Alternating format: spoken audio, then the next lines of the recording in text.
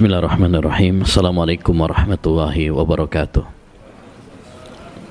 Alhamdulillahirabbil alamin wa bihi nasta'in ala umurid dunya waddin.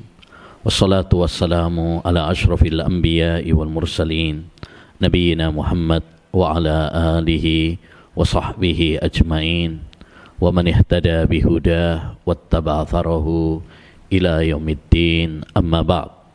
Rabbi israh li sadri wa yassir li amri wahlul 'uqdatam min lisani yafqahu qawli. Allahumma inna nas'aluka ilman nafi'a wa rizqan thayyiba wa amalan mutaqabbala. Ayyuhal ikhwah wal akhwat, kaum muslimin wal muslimat yang semoga senantiasa dirahmati dan diberkahi oleh Allah Subhanahu wa taala. Alhamdulillah, kita diberi kekuatan oleh Allah Subhanahu wa taala, diberi kemudahan oleh Allah Subhanahu wa taala melangkahkan kaki kita ke salah satu taman dari taman-taman surga dunia, ke salah satu rumah dari rumah-rumah Allah Subhanahu wa taala yang mulia. Mudah-mudahan kita semuanya termasuk bagian dari hadis Nabi sallallahu alaihi wasallam, "Man salaka tariqan yaltamisu fihi ilman sahhalallahu lahu bihi tariqan ilal jannah." Barang siapa yang menempuh perjalanan dalam rangka menuntut ilmu agama, maka Allah Subhanahu wa taala akan memudahkan baginya jalan menuju surga. Karena ilmu adalah cahaya. Dengan ilmu kita bisa membedakan mana yang benar dan mana yang salah, mana tauhid, mana syirik, mana sunnah, mana bid'ah, mana halal dan mana haram, mana rute yang mengantarkan kita menuju surga dan mana rute yang mengantarkan kita ke neraka. Tanpa ilmu kita akan kebingungan, kita tidak akan bisa membedakan mana yang benar dan mana yang salah. Oleh karenanya kebutuhan manusia kepada ilmu sangat besar. Kata Imam Ahmad rahimahullah, hajatun nasi ilal ilm asyaddu min hajatihim ila ta'ami wasyarab. Kebutuhan manusia kepada ilmu lebih mendesak daripada kebutuhan mereka kepada makan dan minum. Ya, karena kalau makan dan minum itu untuk kehidupan badan, tapi ilmu yang bermanfaat adalah untuk kehidupan hati kita. Dan kehidupan yang hakiki adalah kehidupan hati dengan iman kepada Allah Subhanahu wa taala, dengan amal saleh. Oleh karenanya Allah Subhanahu wa taala mengatakan, ya ayyuhalladzina amanu stajibu lillah walir rasul idza da'akum lima yuhyikum. Wahai orang-orang yang beriman, penuhilah kalian, ya Allah Subhanahu wa taala, penuhilah untuk Rasulullah SAW yang mengajak kalian kepada kehidupan kalian, ya, kepada kehidupan dengan iman di atas naungan tauhid, di atas naungan sunnah Nabi Sallallahu Alaihi Wasallam. Maka kita harus semangat belajar ilmu agama supaya kita bisa beribadah kepada Allah dengan benar, supaya kita punya bekal menghadap Allah Subhanahu wa taala. Ya, ikhwani wa akhwati fillah rahimani wa rahimakumullah, sumber agama kita adalah Al-Quran dan Sunnah. Maka belajar yang paling utama adalah mempelajari sumber agama, yaitu Al-Quran dan Sunnah. Dahulu dikatakan oleh para ulama, syaraful ilmi bisyarafil ma'lum. Kemuliaan ilmu itu tergantung apa yang dia pelajari. Jadi semakin mulia yang kita pelajari, maka ilmu tersebut semakin berharga, semakin tinggi derajatnya. Demikian juga kalau kita mempelajari hadis-hadis Nabi. Hadis Nabi itu adalah wahyu dari Allah Subhanahu wa taala.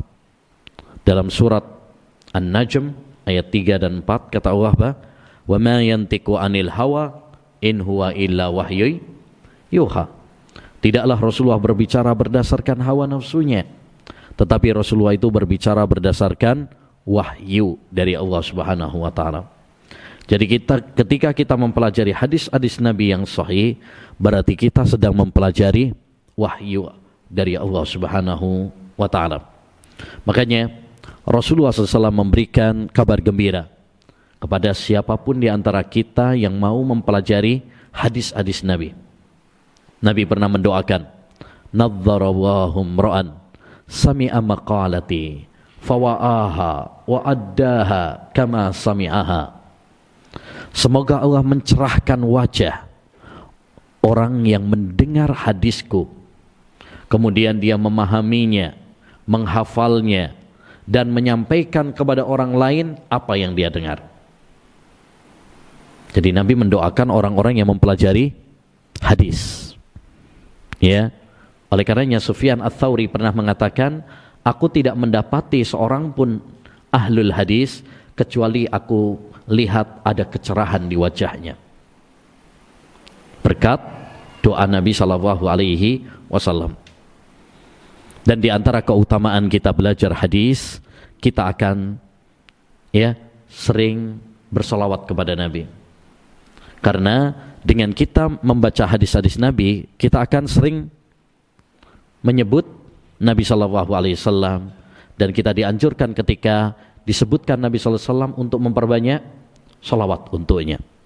Kata Nabi alaihi salatu wassalam, "Man shalla alayya wahidan sallallahu alaihi asyra." Siapa yang bersalawat kepada saya sekali, maka Allah akan bersalawat untuknya 10 kali. Dan Nabi sallallahu alaihi wasallam pernah bersabda, "Inna min aqrabikum ilayya majlisan yaumal qiyamah aksarukum salatan alayya." Orang yang paling dekat dengan saya besok pada hari kiamat adalah orang yang paling banyak bersolawat kepada saya. Kata Al-Khatibul Baghdadi rahimahullah, hadis ini menunjukkan keutamaan ahlul hadis. Karena ahlul hadis adalah orang yang paling banyak bersolawat kepada beliau. Sebab mereka sering mendengar, sering membaca, sering mempelajari hadis-hadis Nabi, sering menyebut Nabi sallallahu alaihi wasallam, sehingga mereka pun tidak pelit untuk bersolawat kepada Nabi alaihi salatu wassalam. Ikhwani wa akhwati fillah rahimani wa rahimah. Pada kesempatan yang berbarokah ini insyaallah taala kita akan mempelajari mengkaji buku Al-Lawami' minal Kalimil Jawami' karya seorang ulama Syekh Saleh bin Abdullah Al-Utsaimin hafizahullahu ta'ala, yang kami terjemahkan dengan judul 10 landasan agama dari kalimat nubuwah. Buku ini berisi 10 hadis pilihan yang merupakan landasan dalam beragama. 10 landasan dalam agama yang jika kita memahaminya dengan baik, maka kita memahami dasar-dasar agama yang sangat bagus. Nabi sallallahu alaihi wasallam bersabda, "Ala inni utitu bijawami'il kalim." Saya itu diberi jawami'ul kalim. Apa jawami'ul kalim? Kalimat yang singkat tapi padat. Itu salah satu keistimewaan Nabi sallallahu alaihi wasallam. Nah, buku ini dipilih oleh beliau 10. Tentu hadis banyak gitu ya. Tapi kalau kita mempelajari semuanya tentu nggak cukup waktunya. Ini aja 10 nggak tahu cukup apa enggak. Tapi setidaknya dengan kita memahami 10 hadis ini, kita memahami kaidah-kaidah besar dalam Islam. Baik. Kita baca hadis yang pertama. An Amiril Mu'minin Abi Hafsin Umar bin Khattab Al-Qurashi radhiyallahu anhu qala. Dari Amirul Mukminin Abu Hafs Umar bin Khattab Al-Qurashi. Jadi hadis ini diriwayatkan dari sahabat Umar. Dan kita tahu Umar adalah salah satu sahabat yang sangat dekat dengan Nabi sallallahu alaihi wasallam. Dan beliau termasuk salah satu sahabat yang diberi kabar gembira dengan surga. Dan cukuplah itu sebagai keistimewaan dari sahabat Abu Bakar dan Umar radhiyallahu anhuma. Makanya hendaknya bagi kita untuk mencintai Abu Bakar, mencintai Umar, ya, dan menanamkannya kepada keluarga kita, anak-anak kita. Kata Imam Malik, kana salafu yu'allimuna auladahum hubba Abi Bakrin wa Umar kama yu'allimunahum suratan minal Qur'an. Dahulu para ulama mengajarkan kepada anak-anak mereka untuk cinta kepada Abu Bakar dan Umar, sebagaimana mereka menanamkan kepada anak-anak mereka surat dari Al-Quran. Jadi ajarkan kepada anak-anak kita, kenalkan kepada mereka tentang sejarah Abu Bakar, Umar, dan para sahabat Nabi yang lain, supaya anak kita punya idola yang benar. Karena sekarang banyak anak-anak idolanya nggak benar, idolanya pemain bola, kadang orang kafir lagi, Ronaldo, Messi, ya, penyanyi kadang, artis, YouTuber, ngerti. Tapi ditanya tentang sahabat-sahabat Nabi, nggak ngerti. Nah ini, makanya ajarkan. Radhiyallahu an, semoga Allah meridhoinya. Salah satu adab kita kepada para sahabat, setiap kali disebut nama sahabat Nabi, kita doakan dengan doa ini, yaitu radhiyallahu anhu. Kenapa doa ini? Karena ini yang ditegaskan oleh Allah dalam Al-Quran, surat At-Taubah ayat 100. Kata Allah Subhanahu wa taala tentang para muhajirin dan ansar, radhiyallahu anhum wa radu'an. Allah ridho kepada mereka dan mereka pun ridho kepada Allah Subhanahu wa taala. Jadi kewajiban bagi kita untuk mendoakan para sahabat, ya, mencintai para sahabat, bukan membenci para sahabat, melaknat, mengkafirkan para sahabat seperti paham Syiah. Qala, beliau mengatakan, sami'tu Rasulullah sallallahu alaihi wasallam yaqul, aku mendengar Rasulullah SAW bersabda, innamal a'malu binniyat wa innama likulli imri'in ma nawa. Sesungguhnya setiap amalan itu tergantung kepada niat, dan sesungguhnya setiap orang tergantung apa yang dia niatkan. Lalu beliau mencontohkan, ini termasuk indahnya Nabi SAW dalam mengajar. Setelah beliau memberikan teori, beliau memberikan contoh. Karena dengan contoh itu akan memperjelas sebuah kaidah, sebuah teori yang disampaikan. Ya. Nabi mencontohkan dengan hijrah. Hijrah ada dua macam. Yang pertama hijrah tempat, yaitu hijrah dari negara-negara kafir menuju negara Islam. Kalau kita tidak bisa beribadah di suatu tempat, maka hijrahlah. Karena bumi Allah itu luas. Dan tujuan kita ada di dunia ini untuk beribadah kepada Allah Subhanahu wa ta'ala. Yang kedua, hijrah amal perbuatan. Hijrah dari syirik menuju tauhid, hijrah dari bid'ah menuju sunnah, hijrah dari maksiat menuju ketaatan. Itu juga disebut dengan hijrah. Makanya Nabi SAW mengatakan, wal muhajiru man hajara ma nahawa. Orang yang hijrah adalah orang yang meninggalkan apa yang dilarang oleh Allah Subhanahu wa taala. Taib, kata Nabi, barang siapa yang hijrahnya menuju Allah dan Rasulnya, maka hijrahnya menuju Allah dan Rasulnya. Sebaliknya, wa man kanat hijratuhu lidunya yusibuha.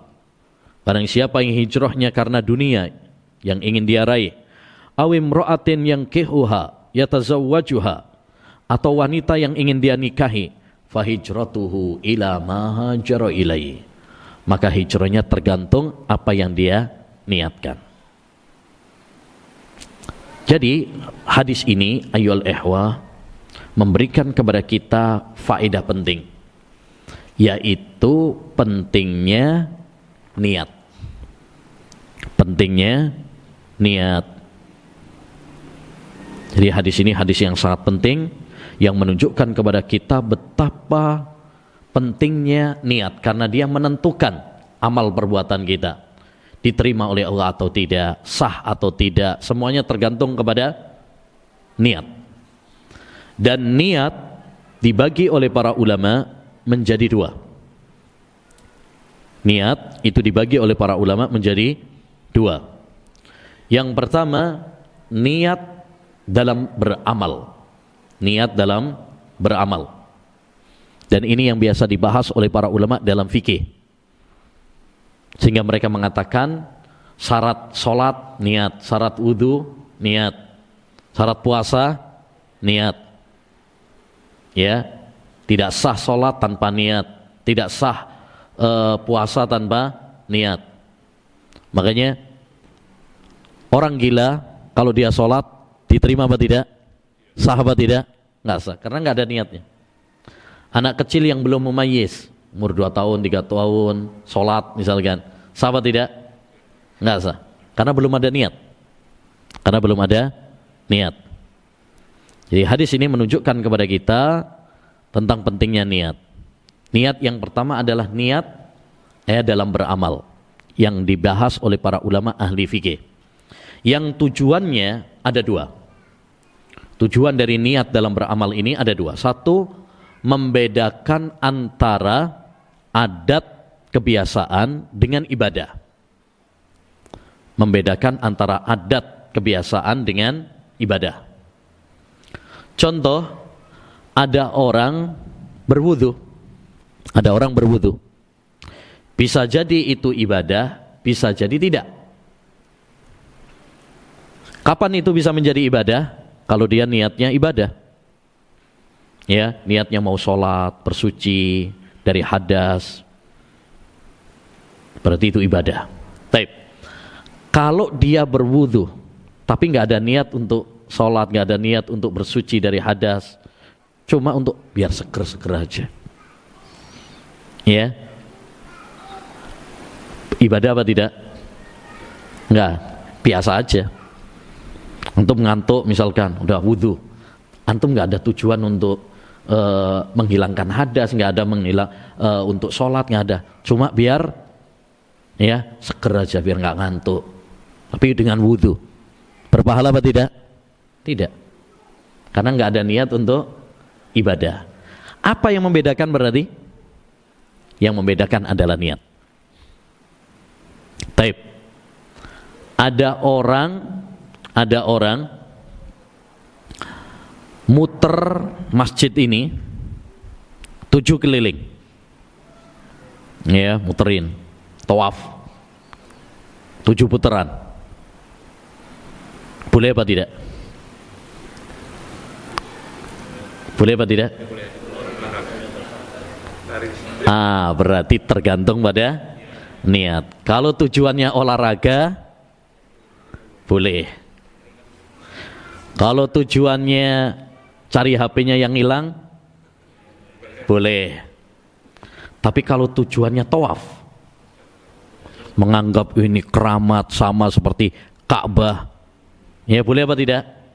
Nggak boleh. Karena tawaf itu hanya di Ka'bah.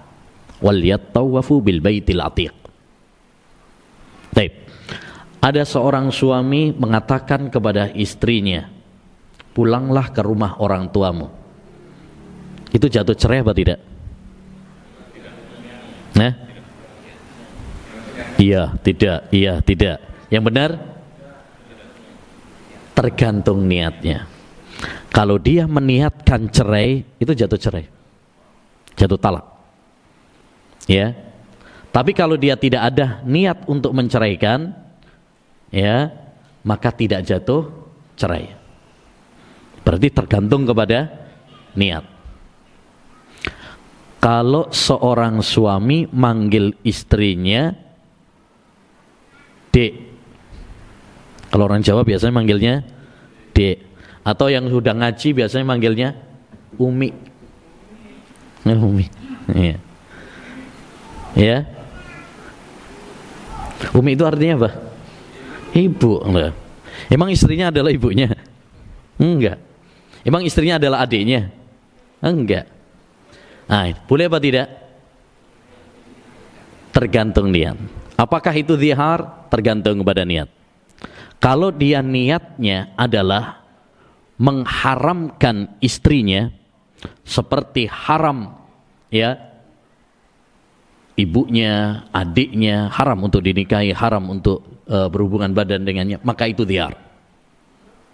Tapi kalau tidak ada niat seperti itu, tidak ada niat untuk mengharamkan seperti itu, maka tidak termasuk zihar. Jadi bisa boleh, bisa tidak. Apa yang membedakan? Niat. Jadi peran niat sangat besar. Dia bisa membedakan, kadang boleh, kadang tidak, tergantung kepada niat. Makanya kaidah dalam fikih yang disebutkan para ulama, dan ini termasuk kaidah besar, al-umuru bimaqasidiha.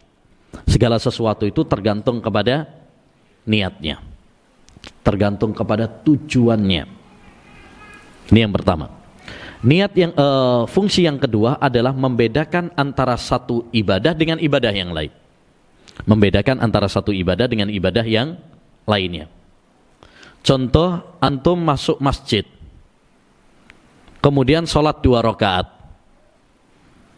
Bisa jadi niatnya sholat tahiyatul masjid, bisa jadi niatnya sholat duha, bisa jadi niatnya subuh. Tadi ternyata belum sholat, diqodok sekarang. Mungkin apa enggak? Mungkin. Apa yang membedakan? Niat. Ya. Jadi yang membedakan antara satu ibadah dengan ibadah yang lain. Ini niat yang pertama, yaitu niat dalam beramal. Yang kedua, niat untuk siapa dia beramal.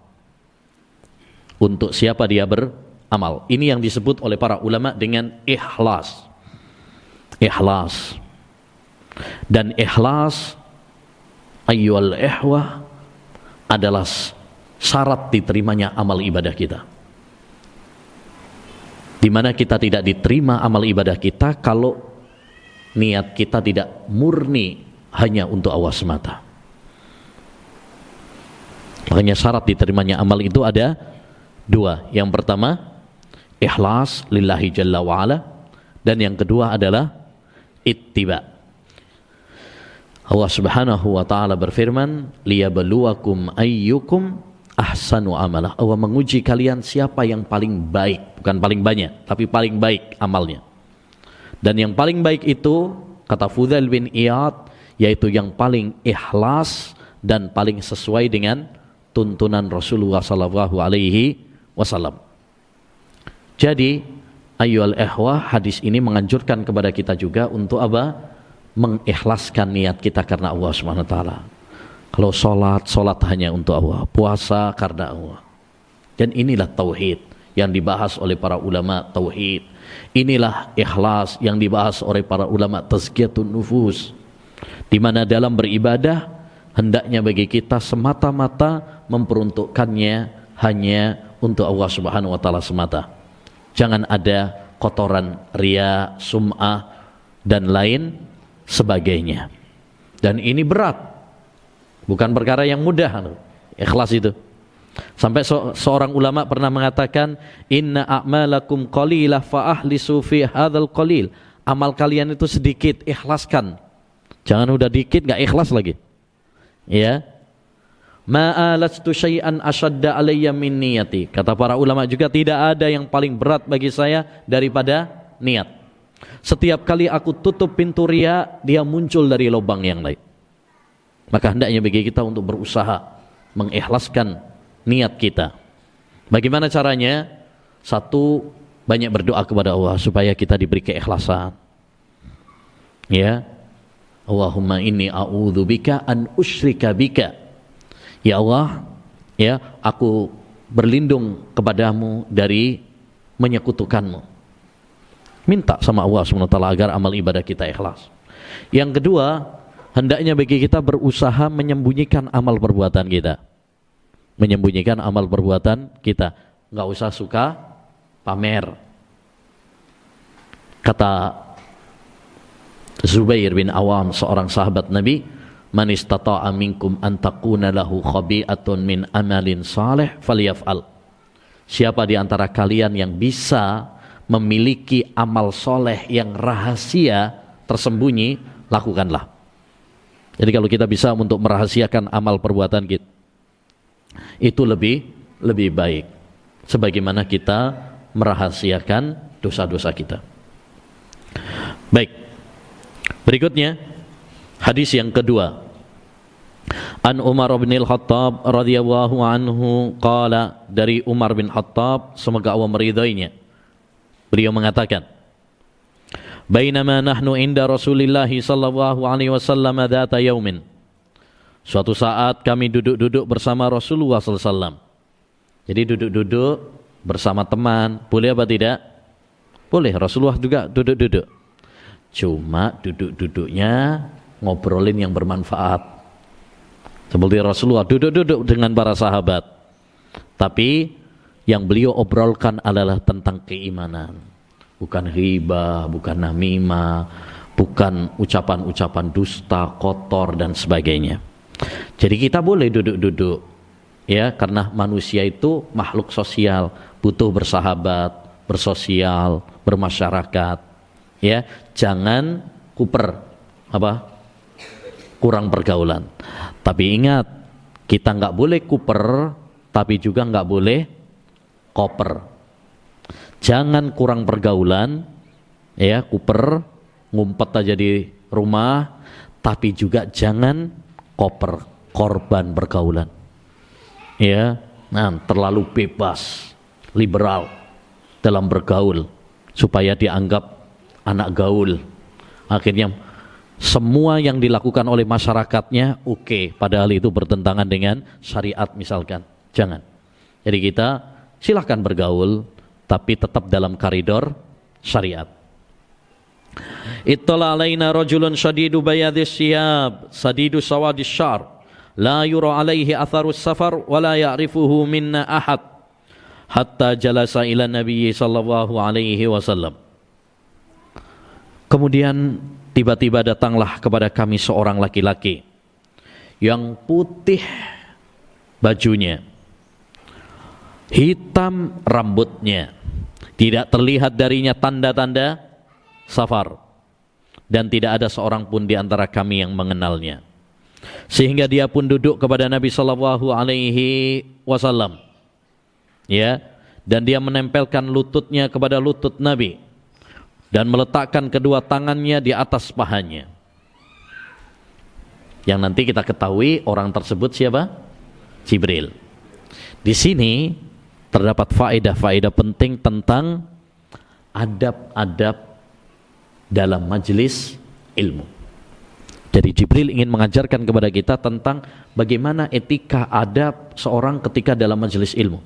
Satu, hendaknya berpakaian yang bersih, rapi. Makanya bajunya Jibril apa? Putih. Karena putih itu lambang kebersihan. Makanya dalam doa istiftah, wa naqqini min khotoyaya kama yunaqqas saubul abyadu minad danas. Ya Allah, bersihkan aku dari kotoran sebagaimana kain putih dibersihkan dari kotoran. Karena kain putih itu cerah sekali, sehingga kalau kena kotoran langsung kelihatan. Makanya kalau pakai baju putih, paling sehari 2 hari udah ganti. Beda kalau baju hitam, biru tua, ini seminggu nggak ganti-ganti nggak kelihatan. Nah, yang kedua yaitu apa? Rambutnya rapi. Rambutnya rapi. Ini juga adab. Jadi kalau kita dalam bermajelis ilmu, rapikan rambutnya. Nabi bersabda, man kana lahu sya'run falyukrimhu. Siapa yang memiliki rambut maka hendaknya dia memuliakan rambutnya, disisir yang rapi, ya, kasih minyak. Jangan berantakan rambutnya. Nah, jadi hendaknya bagi kita untuk apa? Merapikan rambut kita, penampilan kita. La yura alaihi asarus safar. Tidak ada tanda-tanda safar. Biasanya orang kalau safar itu biasanya apa? Kucel, ya, kecut, ya, bau gitu kan. Nah, keringetan, ya, baunya nggak enak. Lah, berarti di antara adab seorang penuntut ilmu adalah apa? Ya, dia bersih badannya. Jadi kalau ke majelis ilmu, mandi dulu, biar seger, biar yang sebelahnya juga nggak terganggu. Ya, takutnya kalau belum mandi kecut bau, nah sebelahnya apa? Terganggu. bau apa ini? Nah, ini kan. Ya. Nah, jadi ini salah satu adab juga. Hendaknya bagi kita untuk menjaga kebersihan. Kemudian tadi Jibril itu duduk kepada Nabi, menempelkan lututnya ke lutut Nabi, menaruh telapak tangannya di atas pahanya, menunjukkan apa? Bahwa dia begitu dekat dengan Nabi SAW. Ini juga adab dalam menuntut ilmu, yaitu hendaknya kita itu dekat dengan ustadz. Jangan jauh, ya, jangan jauh-jauh dari ustadz. Karena kalau dekat itu biasanya lebih perhatian. Kalau ngantuk langsung ditegur sama ustadznya, ini kan? Nah, jangan jauh-jauh. Kadang-kadang menghindar dari ustadznya biar nggak kelihatan kalau ngantuk. Nah, waqala, lalu Jibril mengatakan, ya Muhammad akhbirni anil Islam, wahai Muhammad kabarkan kepadaku tentang Islam. Faqala Rasulullah SAW, maka Rasulullah mengatakan, al-Islamu antasyhada an la ilaha illallah wa anna Muhammadar Rasulullah. Islam adalah kamu bersyahadat bahwasanya tidak ada sesembahan yang berhak diibadai kecuali hanya Allah saja, dan bahwasanya Muhammad adalah utusan Allah. Wa tuqimas shalah, kamu menunaikan salat. Wa tu'tiyaz zakah, mengeluarkan zakat. Wa tasuma Ramadan, puasa Ramadan. Wa tahujjal baita in istata'ta ilaihi sabila, dan kamu haji bila mampu. Qala sadaqta, kata Jibril, orang tersebut menjawab apa? Kamu benar.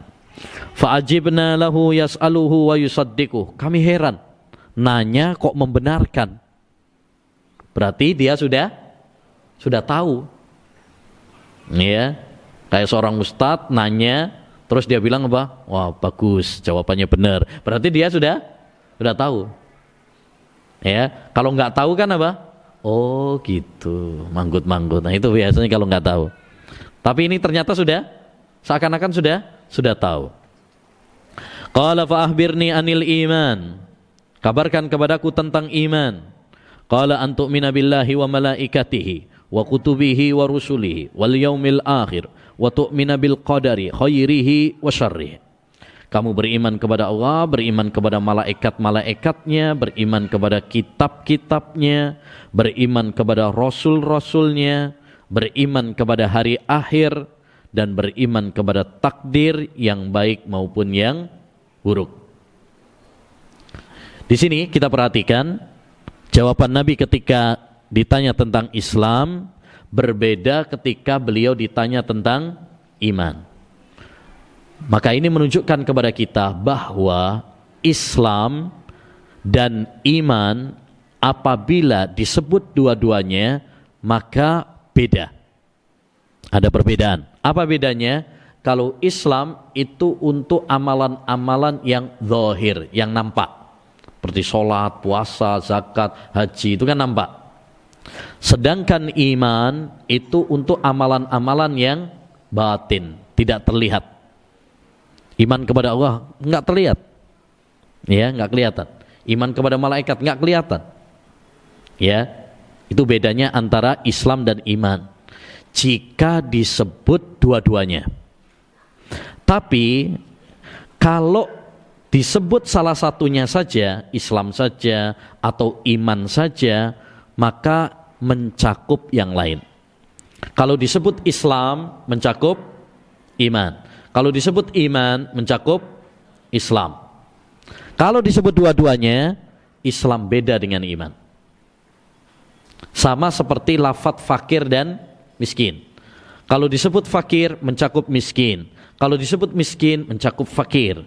Tapi kalau disebut dua-duanya, seperti dalam surat At-Taubah tentang alokasi zakat, innamas shadaqatu lil fuqara'i wal masakin, sesungguhnya zakat itu untuk fakir dan miskin.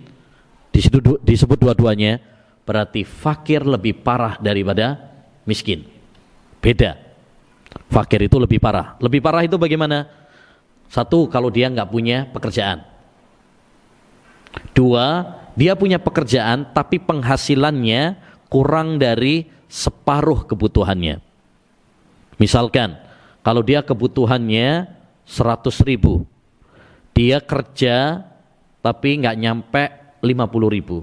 Ya, dapat 30.000, 40.000, 10.000, 20.000. Nah, itu namanya fakir. Tapi kalau miskin, satu dia dapat punya pekerjaan. Hanya saja pendapatannya ya kurang dari kebutuhannya, tapi lebih dari separuh dari kebutuhannya. Kalau tadi kita contohkan 100.000, dia bisa mendapatkan misalkan 60.000, 70.000, tapi nggak sesuai kebutuhan, tetap kurang mestian. Itu namanya miskin. Taib. Setelah itu Rasulullah ditanya lagi, qala fa ahbirni anil ihsan. Kabarkan kepadaku tentang ihsan. Qala anta abudallaha ka'annaka tarah, fa illam takun tarahu fa innahu yarak. Ihsan adalah kamu beribadah kepada Allah seakan-akan kamu melihatnya. Jika kamu tidak melihatnya, pastikan bahwa Allah melihatmu. Jadi, ihsan adalah kita beribadah dengan merasa diawasi sama Allah Subhanahu wa taala. Dan ini derajat yang paling tinggi. Jadi agama itu memiliki 3 tingkatan. Tingkatan yang paling tinggi adalah ihsan. Tingkatan yang kedua iman. Tingkatan yang ketiga Islam. Yang paling tinggi itu derajat ihsan. Ya, tingkatan yang kedua iman. Tingkatan yang ketiga Islam. Maka tidak setiap muslim dia beriman. Tidak setiap beriman ihsan. Tapi setiap orang yang beriman pasti muslim. Setiap orang yang ihsan berarti dia muslim dan ya mukmin. Ya. Dan kita perhatikan di sini, ikhwan, Islam, iman, ihsan. Islam itu untuk amalan-amalan yang zahir. Iman itu adalah untuk amalan-amalan yang batin. Ihsan merasa diawasi sama Allah SWT. Jika kita cermati 3 tingkatan ini, dapat kita rangkum bahwa tema agama yang paling penting itu 3. 1, tauhid, akidah. Ini diwakili dengan iman. Yang kedua, fikih. Ini diwakili dengan Islam. Karena fikih itu kan membahas tentang ibadah-ibadah yang nampak. Salat, puasa, zakat, haji. Kemudian tema yang ketiga adalah tazkiyatun nufus. Tazkiyatun nufus, penyucian jiwa. Oleh karenanya ikhwan rahimani wa rahimakumullah, ilmu agama itu luas, tapi yang paling inti 3. Yang pertama adalah tauhid. Yang kedua adalah fikih. Yang ketiga adalah tazkiyatun nufus. Tazkiyatu an-nufus. Makanya kalau ngadain kajian atau ya tabligh akbar dan sebagainya, jangan lupa 3 tema ini. Ya, jangan lupa 3 tema ini. Tema tauhid, tema ya fikih, dan tema tentang tazkiyatu an-nufus. Baik. Kemudian qala fa ahbirni anis saah. Ya, kabarkan kepadaku tentang kapan kiamat. Qala mal mas'ulu anha bi'a'lama minas sa'il. Yang ditanya tidak lebih tahu daripada yang bertanya. Maksudnya apa? Dua-duanya enggak tahu. Yang ditanya Nabi Muhammad enggak tahu. Yang bertanya Jibril juga enggak tahu. Padahal Nabi Muhammad itu manusia yang paling dekat dengan Allah. Jibril malaikat yang paling dekat sama Allah SWT. Kalau malaikat yang paling dekat sama Allah aja nggak tahu, dan Nabi yang paling dekat dengan Allah saja nggak tahu kapan kiamat, apalagi yang lainnya. Ya, makanya kalau ada yang ngaku-ngaku tahu kapan kiamat, pastikan bahwa dia adalah pendusta, pembohong, dajjal. Oh, Nabi Muhammad aja nggak tahu, malaikat aja nggak tahu, padahal mereka paling dekat sama Allah Subhanahu wa taala. Apalagi yang lainnya. Ya, dan yang paling penting itu bukan kita sibuk prediksi kapan kiamat. Kayak dulu ada prediksi kiamat 2012. Nanti akan terjadi kiamat tanggal 12 bulan 12 tahun 2012 jam 12. Nomor cantik nih. Tapi ternyata apa? Nggak terjadi. Ini menunjukkan bahwa prediksi-prediksi itu dusta, nggak usah dipercaya. Dan yang paling penting bukan kita sibuk sama prediksi kiamat. Yang paling penting itu adalah apa yang sudah kita siapkan untuk kematian. Bekal apa yang sudah kita siapkan. Baik. Qala fa akhbirni an amaratiha. Kabarkan kepadaku tentang tanda-tanda kiamat. Qala antalidal amatu rabbataha. Seorang budak wanita melahirkan tuannya. Wa antaral khufatal uratal alata ri'a asya'i yatatawaluna fil bunyan. Kamu lihat orang yang tidak bersandal, telanjang, miskin, pengembala kambing, tapi dia berlomba-lomba dalam bangunan. Jadi ketika Nabi ditanya tentang tanda-tanda kiamat, kiamat itu ada tanda-tandanya. Ya, benar. Para ulama menjelaskan tanda-tanda kiamat itu ada dua. Ada tanda-tanda kecil yang sudah nampak, seperti banyaknya perzinaan, banyaknya khamar, banyaknya pembunuhan. Nah, sudah terjadi apa belum? Sudah. Itu tanda-tanda kiamat. Diutusnya Nabi Muhammad, adanya orang-orang yang ngaku sebagai nabi. Itu sudah terjadi. Itu tanda-tanda kecil. Ada tanda-tanda besar, seperti keluarnya Dajjal, turunnya Isa dari langit, Imam Mahdi, Ya'juj Ma'juj, terbitnya matahari dari barat dan sebagainya. Ini adalah tanda-tanda kiamat yang besar. Nah, salah satu tanda kiamat yang disebutkan oleh Nabi di sini adalah dua. Satu, yaitu seorang budak wanita melahirkan tuannya. Maksudnya apa? Banyaknya peperangan. Karena semakin banyak peperangan, maka akan semakin banyak perbudakan. Yang kedua, cinta dunia. Orang berlomba-lomba mengejar dunia. Sudah terjadi apa belum? Sudah. Pertempuran, peperangan sudah terjadi belum? Jadi tanda dua ini sudah ada terjadi. Summa qala fantalaqa falabistu maliyan summa qala. Kemudian orang itu pergi. Selang beberapa waktu Nabi mengatakan padaku, "Ya Umar, atadri manis sa'il, tahukah kamu siapa yang bertanya?" Qultu Allahu wa rasuluhu a'lam. Allah dan Rasulnya yang lebih tahu. Ini para sahabat kalau ditanya nggak tahu, itu jujur gitu loh. Nggak kayak sebagian orang. Ditanya nggak tahu, nekat. Nekat. Memaksakan dirinya. Seakan-akan dia tahu segala sesuatu. Padahal nggak tahu, ngawur jawabannya. Nah, ini hati-hati. Wala taqfu ma laisa laka bihi ilmun. Jangan kamu berbicara tanpa ilmu. Sesungguhnya pendengaran, penglihatan, hati, semuanya akan dimintai pertanggungjawaban di hadapan Allah Subhanahu wa taala. Kemudian kata Nabi, fa innahu Jibril atakum yuallimukum dinakum. Yang datang tadi itu adalah Jibril. Dia datang untuk mengajarkan kepada kalian agama kalian. Oleh karenanya hadis ini karena mengajarkan agama, maka hadis ini hadis yang sangat penting. Sampai-sampai dia digelari oleh para ulama dengan Ummus Sunnah, induknya hadis. Hadis ini digelari oleh para ulama dengan Ummus Sunnah, induknya hadis. Kalau Al-Fatihah Ummul Quran, induknya Al-Quran itu Al-Fatihah. Tapi kalau hadis, induknya adalah hadis ini. Ya, baik. Berikutnya hadis yang ketiga, an ummil mu'minin, dari Ummul Mukminin, yaitu istri dari ibunda orang-orang yang beriman. Dan semua istri Nabi itu adalah ibunda bagi orang-orang yang beriman. Sebagaimana dalam surat Al-Ahzab, wa azwajuhu ummahatuhum, istri-istri Nabi itu adalah ibunda orang-orang yang beriman.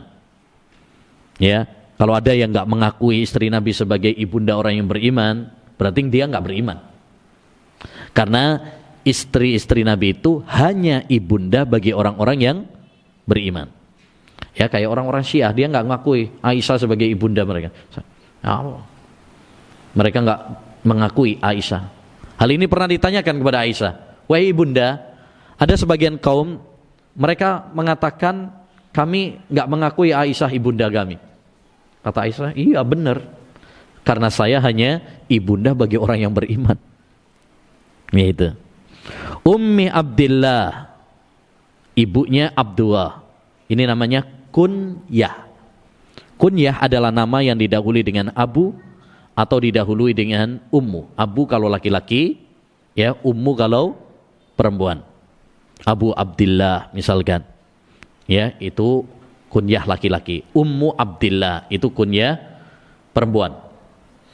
Dan itu sunnah, walaupun antum belum nikah, walaupun belum punya anak misalkan, nggak apa-apa. Aisyah apa punya anak namanya Abdullah? Enggak, Aisyah enggak pernah melahirkan, tapi dia dikunyahi dengan Ummu Abdillah. Siapa yang ngasih kunyah? Rasulullah. Aisyah pernah bertanya kepada Rasulullah, wahai Rasulullah, kullu nisa'ika laha kunyah, semua istrimu punya kunyah, ghairi ana, saya aja yang belum punya kunyah. Maka Nabi mengatakan, iktani bi Ummi Abdillah, pakailah kunyah Ummu Abdillah. Padahal Aisyah enggak pernah melahirkan anak namanya Abdullah.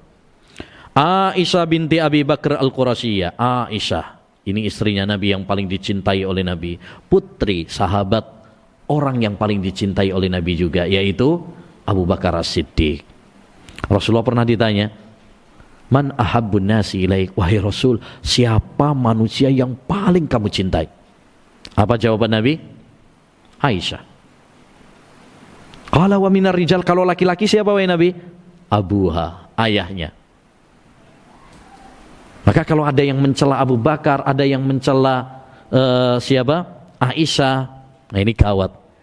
Berarti dia mencela orang yang paling dicintai oleh Rasulullah.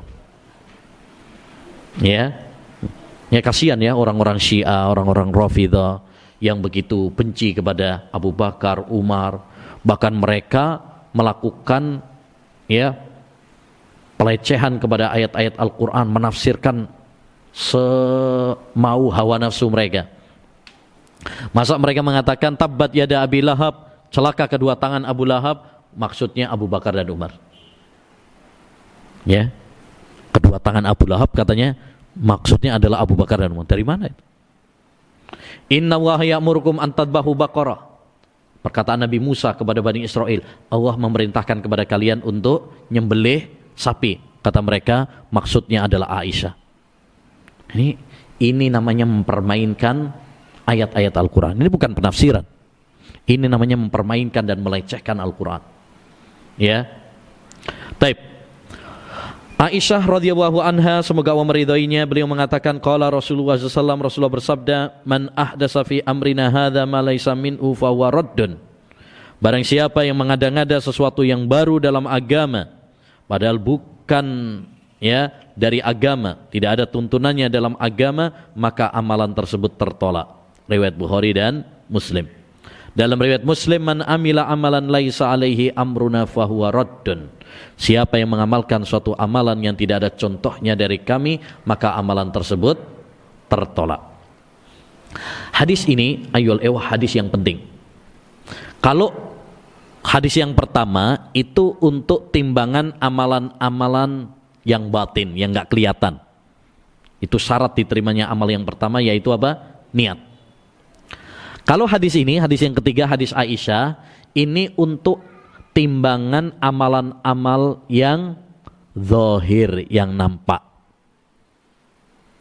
Dan ini syarat ibadah diterima di sisi Allah yang kedua, yaitu apa? Mutaba'ah. Ibadah itu harus sesuai dengan tuntunan Rasulullah SAW. Makanya kita kalau mau beribadah, pastikan satu, niat kita ikhlas karena Allah SWT. Yang kedua, pastikan amal ibadah kita ini ada tuntunannya dari Nabi Muhammad SAW. Jangan sampai amal ibadah kita yang kita lakukan udah capek-capek, kita udah buang-buang waktu, kita sudah habis energi, harta, tapi ternyata sia-sia karena tidak diterima sama Allah Subhanahu wa taala. Perumpamaannya kata Imam Ibnul Qayyim seperti orang yang bepergian tapi ngisi kopernya dengan kerikil dan batu-batuan. Hanya memberatkan tapi nggak ada faedahnya. Orang kalau bepergian, antum mudik atau umroh, itu tasnya diisi apa? Baju, makanan, jajan, ya. Kemudian kebutuhan-kebutuhan, mungkin obat. Yang nggak boleh ketinggalan HP sama CC-an. Ya, kalau pergi-pergi kan HP nggak boleh ketinggalan. Istri boleh ketinggalan. Tapi kalau HP nggak boleh ketinggalan. Kalau belum terlalu jauh pasti balik tuh. Nah, tapi kalau misalkan ada orang pulang kampung, mudik atau umroh, kopernya diisi pasir, kerikil, semen. Ngapain? Hanya memberatkan dan tidak ada faedahnya. Begitulah perumpamaan orang yang melakukan ibadah tapi nggak pakai tuntunan dari Rasulullah SAW. Hanya capek, pegel, ya, udah habis duit, habis waktu, habis tenaga, tapi sia-sia. Ya. Jadi ibadah itu syarat diterimanya ada dua, ikhlas dan ittiba.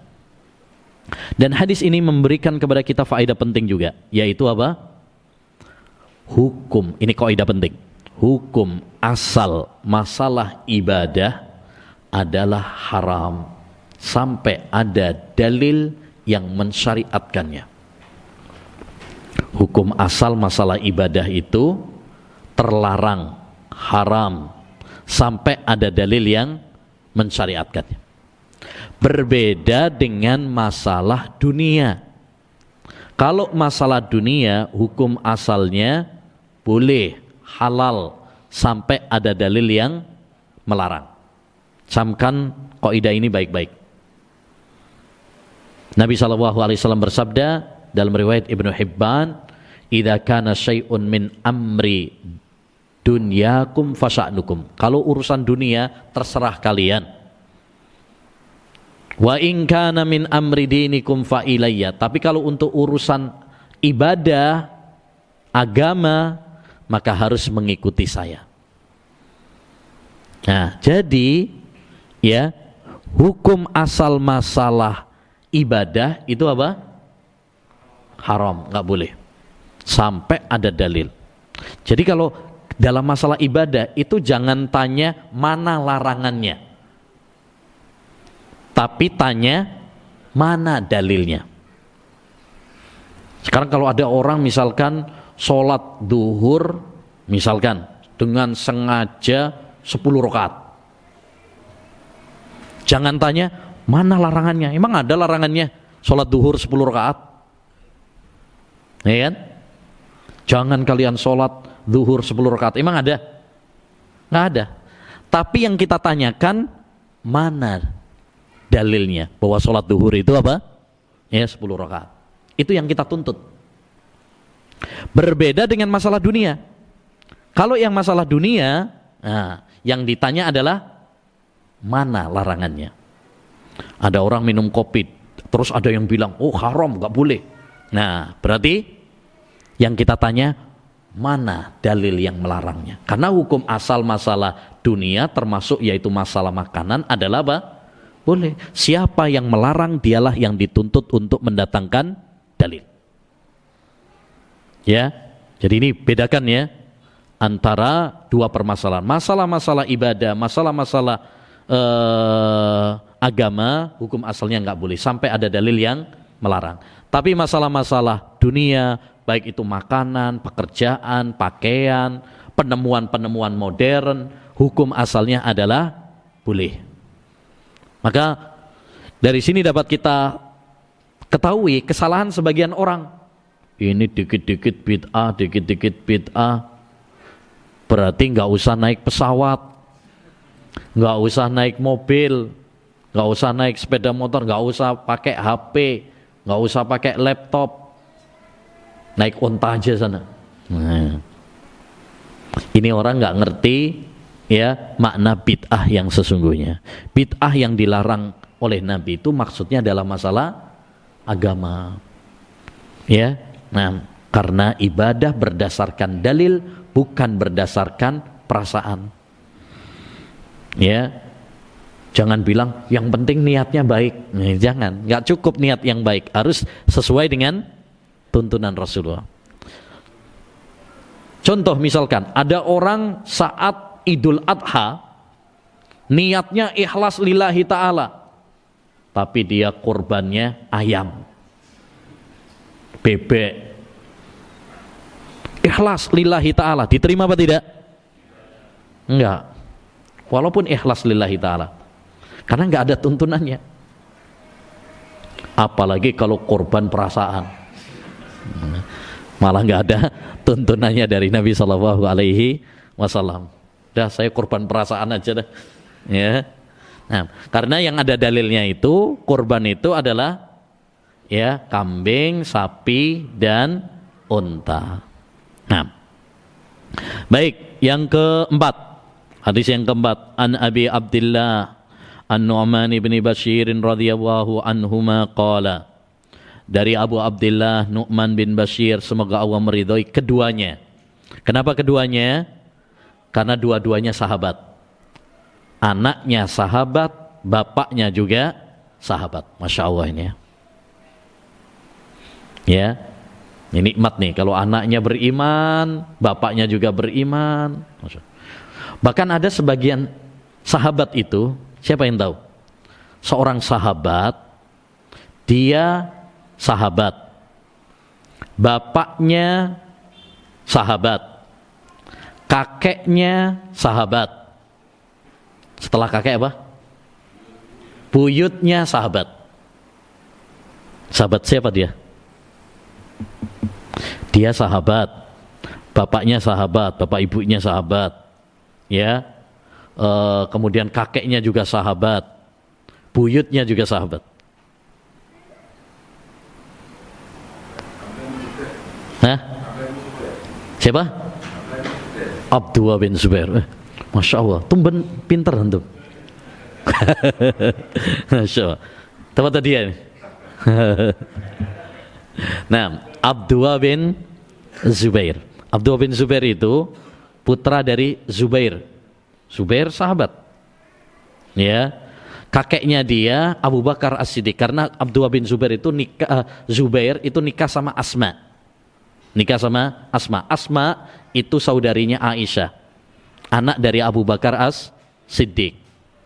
Ya, Abu Bakar As-Siddiq sahabat. Bapaknya Abu Bakar As-Siddiq, Abu Quhafah, itu juga sahabat. Masya Allah, ini keluarga yang ya sahabat Nabi SAW. Dia punya bibi Aisyah, sahabat juga, istri Nabi. Masya Allah. Ya, makanya keluarga Abu Bakar itu keluarga yang beriman. Beliau mengatakan, saya mendengar Rasulullah SAW bersabda, innal halala bayyinun wa innal harama bayyinun wa bainahuma umurun mushtabihat la ya'lamuhunna katsirun minan nas.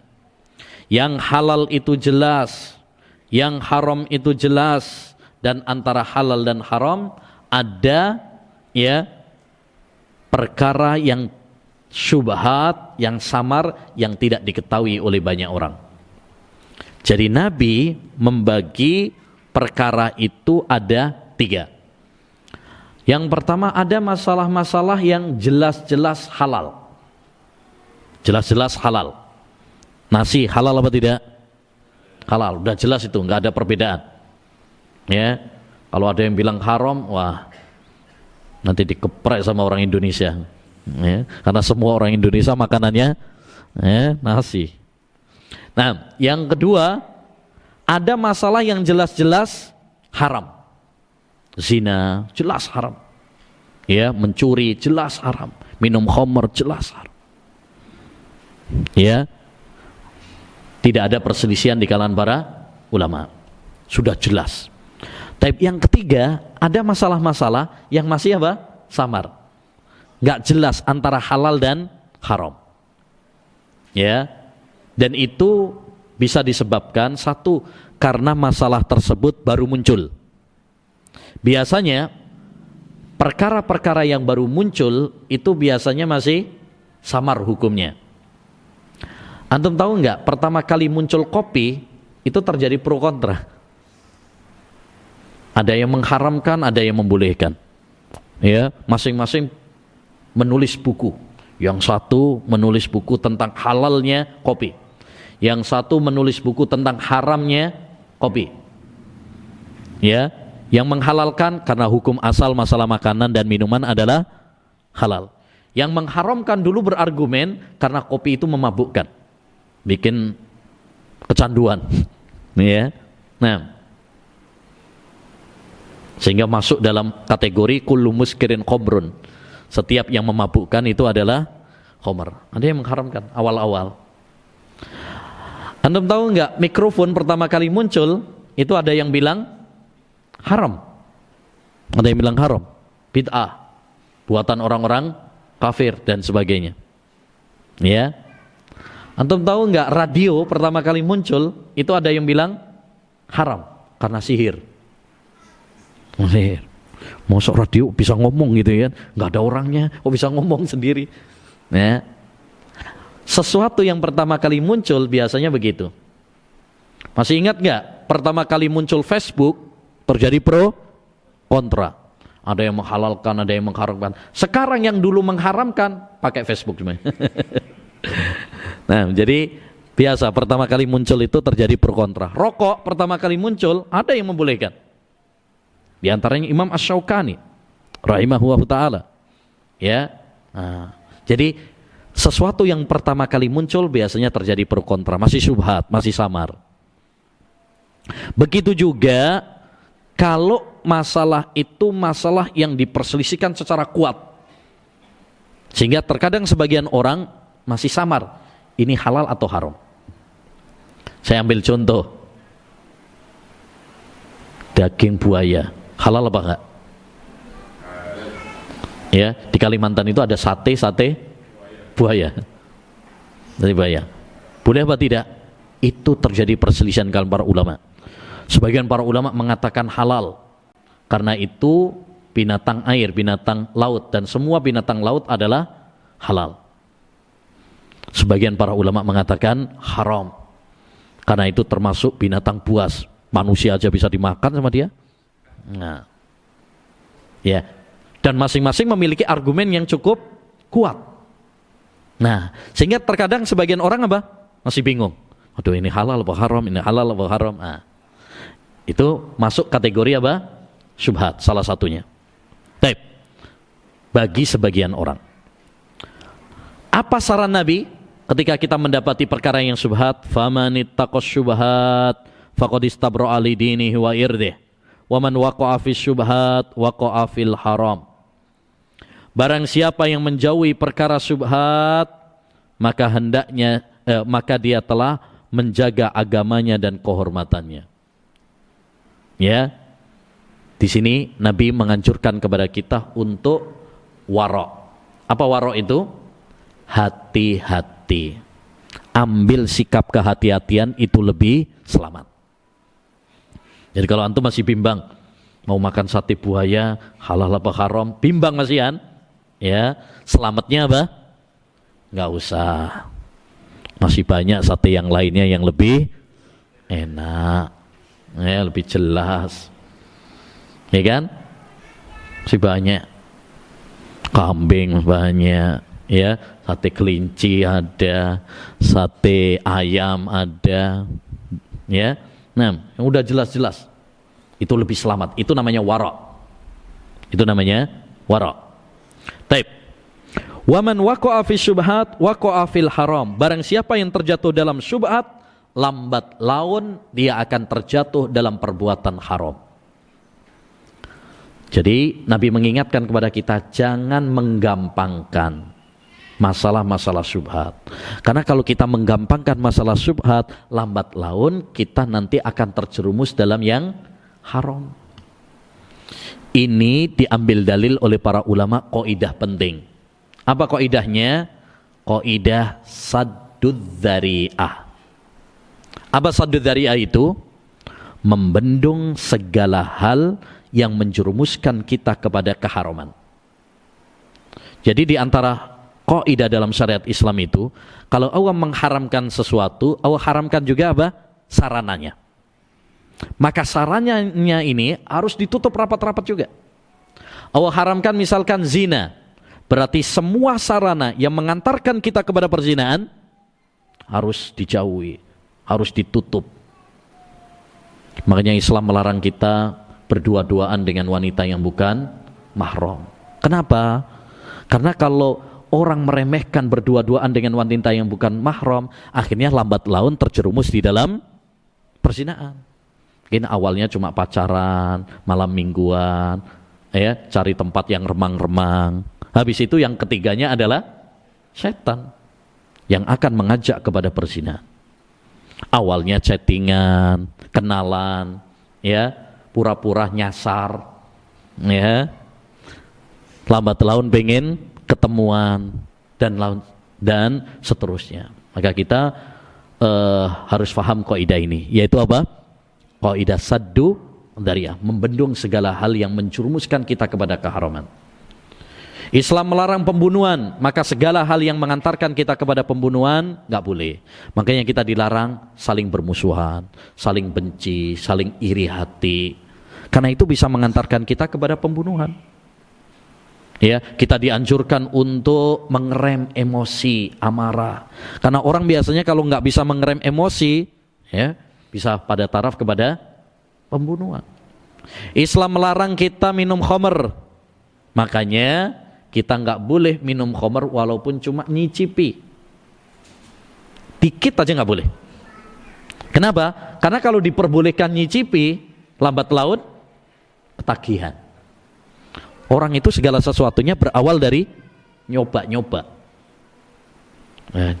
Nyicipi, enak ternyata. Ya, enak ternyata. Nah, itu kan awalnya di situ. Orang perokok itu awalnya apa? Coba-coba dulu. Ya, batuk-batuk, pusing, kadang muntah-muntah. Awalnya, lambat laun, Masya Allah, jadi ahli hisab. Ahli hisab. Bisa keluar asap dari, ya, hidung. Kadang mungkin malah bisa dari kupingnya. Masya Allah. Kalau sudah wali, sudah hebat, Masya Allah. Karra'i yar'a haulal hima yusiku an yarta'afi. Seperti seorang pengembala yang mengembala, ya, di sekitar area terlarang. Jadi Nabi memperumpamakan. Jadi pinternya Nabi itu Masya Allah dalam mengajar itu sering ngasih contoh, sering ngasih perumpamaan. Jadi orang yang dekat-dekat dengan haram, dengan menerjang perkara syubhat, digambarkan oleh Nabi SAW seperti pengembala yang mengembala hewan-hewan peliharaannya di dekat area terlarang. Ada orang ngembala kambing misalkan dekat area terlarang, sawah orang misalkan, atau taman orang, kebun orang, dia dekat-dekat situ, ya. Lambat laun nerjang apa tidak? Nerjang. Rumput tetangga lebih hijau.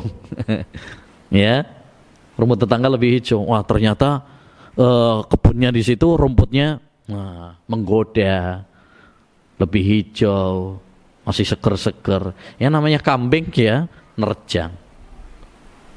Maka demikian juga kita jangan dekat-dekat dengan perkara yang haram. Karena kalau kita dekat-dekat, lambat laun akan tergoda. Makanya perhatikan dalam firman Allah Subhanahu wa taala tentang perzinaan. Allah enggak mengatakan jangan berzina. Tapi apa kalimatnya? Wala taqrabuz zina. Jangan mendekati perzinaan. Bukan jangan berzina. Beda loh. Jangan dekati. Artinya kalau dekati aja nggak boleh, berarti melakukannya lebih nggak boleh lagi. Ya, nah, jadi harus menjauh segala hal yang bisa mendekatkan kita kepada perzinahan, jauhi, lari sekencang-kencangnya. Jadikan dia di barat, kita di timur. Begitu. Kemudian kata Nabi SAW, ala wa inna fil jasadi mudghatan, idza salahat salahal jasadu kulluh, wa idza fasadat fasadal jasadu kulluh, ala wahiyal qalbu. Sesungguhnya di dalam jasad manusia itu ada sekerat daging. Jika dia baik, yang lainnya akan baik. Jika dia rusak, yang lainnya akan rusak, yaitu hati. Ini menunjukkan kepada kita agar kita perhatian dengan masalah apa? Hati. Karena hati itu ibaratkan raja. Kalau hati baik, maka dia akan memerintahkan pasukannya, ya, tentaranya untuk yang baik. Kalau hatinya baik, dia akan memerintahkan mata melihat yang baik. Dia akan memerintahkan telinga mendengar yang baik. Dia akan memerintahkan lisan berbicara yang baik. Dia akan memerintahkan kaki melangkah ke tempat-tempat yang baik. Sebaliknya, kalau hatinya sudah rusak, dia akan memerintahkan mata melihat yang haram. Dia akan memerintahkan telinga mendengarkan yang haram. Dia akan memerintahkan lisan berbicara yang haram. Dia akan memerintahkan kaki melangkah ke tempat-tempat yang haram. Kalau hatinya rusak. Oleh karenanya kita harus perhatian dengan hati. Jangan sampai kita perhatian sama penampilan kita, ya, sama badan kita, sama rumah kita, sama mobil kita, sama HP kita, tapi kita nggak peduli dengan hati kita. Karena hati ini adalah penentu, barometer, timbangan. Taib. Berikutnya yang kelima, an Abi Ruqayyah Tamim bin Ausin Ad-Dari radhiyallahu an Rasulillah sallallahu alaihi wasallam qol, dari Abu Ruqayyah Tamim bin Aus Ad-Dari, semoga Allah meridhoinya, dari Rasulullah sallallahu alaihi wasallam bahwasanya beliau bersabda, ad-dinun nasiha, agama itu adalah nasihat. Ad-dinun nasiha, agama itu nasihat. Ad-dinun nasiha, agama itu nasihat. Diulang berapa kali? 3. Ini menunjukkan betapa pentingnya nasihat. Sampai Nabi mengulangnya 3 kali. Ya, padahal agama itu hanya nasihat saja apa tidak? Enggak. Agama itu banyak. Ada puasa, ada sholat, ada haji, ada sodakoh, ada jihad, dan lain sebagainya. Tapi di sini Nabi mengatakan agama itu adalah nasihat. Menunjukkan kepada kita bahwa inti dari agama adalah nasihat.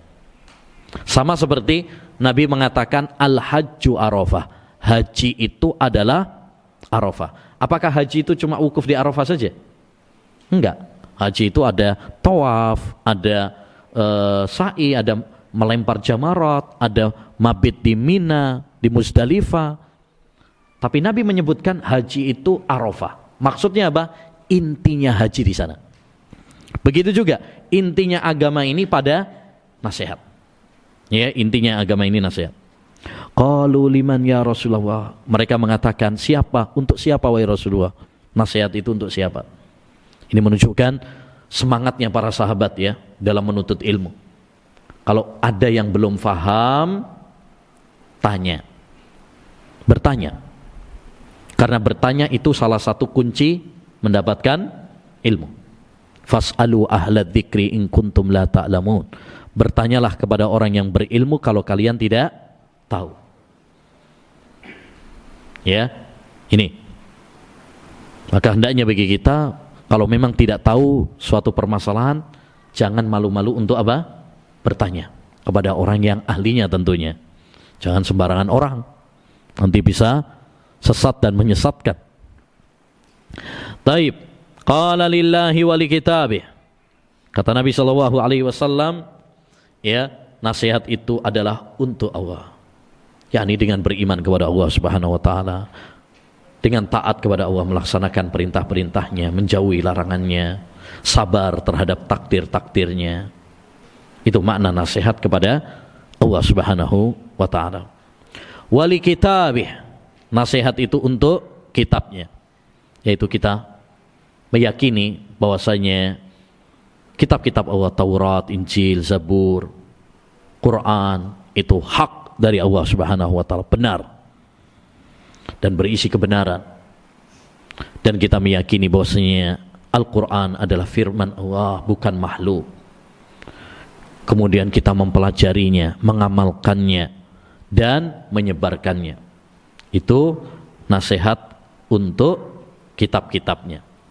Nasihat untuk Rasul, maksudnya apa? Kita beriman kepada Rasulullah, kita taat kepada Rasulullah SAW, melaksanakan perintah-perintahnya, menjauhi larangannya. Ya, kemudian kita tidak beribadah kecuali dengan syariatnya, tuntunannya dari Nabi Shallallahu Alaihi Wasallam. Wali a'immatil muslimin, dan untuk nasihat itu untuk pemimpin-pemimpin kaum muslimin. Dan pemimpin kaum muslimin, imam kaum muslimin itu ada dua, ulama wal umara, para ulama dan umara. Ulama berarti kita nasihat kepada para ulama itu bagaimana? Mencintai mereka, menghormati mereka, mendoakan kebaikan untuk mereka, ya. Kemudian memaafkan kesalahan-kesalahan mereka, tidak mengungkit, mencela karena kesalahan mereka. Karena ulama juga manusia, bisa saja terjerumus di dalam kesalahan, tidak maksum. Nasihat untuk para pemimpin, umara, maksudnya apa? Kita taat kepada para pemimpin, kecuali dalam hal yang maksiat. Kemudian mendoakan kebaikan untuk para pemimpin, tidak memberontak para pemimpin, mencela para pemimpin, mengumbar aib-aib mereka, memprovokasi rakyat untuk kudeta dan sebagainya. Itu maksud dari nasihat untuk para pemimpin, ya. Wa amatihim, dan nasihat untuk umumnya kaum muslimin. Kita mencintai kebaikan untuk orang-orang yang beriman, ya. Kita mencintai mereka, membahagiakan mereka, tidak menyakiti mereka. Itu termasuk nasihat untuk umumnya kaum muslimin. Baik. Berikutnya hadis yang ke-6, an Abi Muhammad Al-Hasan bin Ali bin Abi Talib, dari Abu Muhammad Hasan bin Ali bin Abi Talib, sibti Rasulullah sallallahu alaihi wasallam wa raihanatih, cucunya Rasulullah sallallahu dan kesayangannya Rasulullah sallallahu, radhiyallahu anhuma, semoga Allah meridhai keduanya. Karena Hasan yaitu cucunya Nabi, kemudian ayahnya yaitu Ali bin Abi Thalib, dua-duanya adalah sahabat.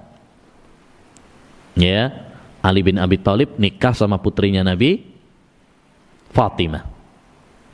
Makanya ini cucunya Nabi dari Fatimah. Karena Fatimah nikah dengan Ali bin Abi Thalib. Qala hafidtu min Rasulillah sallallahu alaihi wasallam, aku menghafal dari Rasulullah sallallahu alaihi wasallam. Jadi ini anak kecil ini ya, cucunya Nabi, sekecil.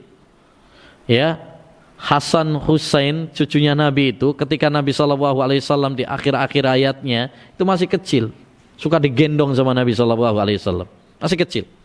Tapi masya Allah, ya, Nabi menanamkan pendidikan agama kepada mereka. Jadi walaupun kecil, namanya anak kecil, itu memorinya masih bagus. Kalau disampaikan diisi yang baik, mereka akan ingat yang baik. Jadi Hasan dan Husain ternyata dia menghafal dari sabda Nabi Muhammad SAW. Nah, ini pelajaran penting bagi kita. Ajari anak-anak kita itu apa? Yang baik. Quran, hadis, nasihat-nasihat yang baik. Karena anak ini memorinya masih bagus. Ya, kalau yang disetel di rumah dangdutan, wah, yang terekam dangdutan, Pak.